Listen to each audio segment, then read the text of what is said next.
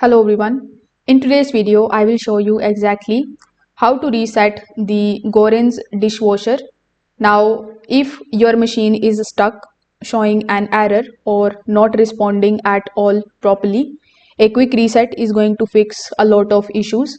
So here is how you can do it step by step. So first of all, you need to try the simplest reset. In it, you just have to basically select the power cycle. For that, you just have to first of all turn off the dishwasher using the power button. Now you need to unplug it from the wall socket.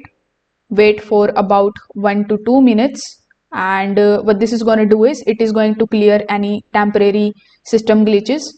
Then plug the machine back in and turn it on. So in many cases, this alone going to solve the problem. If the dishwasher is still stuck, you can just simply use the cancel or the drain reset. So first of all, you need to turn on the dishwasher. After that, simply press and hold the start button. If your dishwasher has the reset button, you just have to press that too. So after pressing it for 3 to 5 seconds, most of the Gorenje models, this triggers a cancellation cycle. So you may hear the machine start draining the water.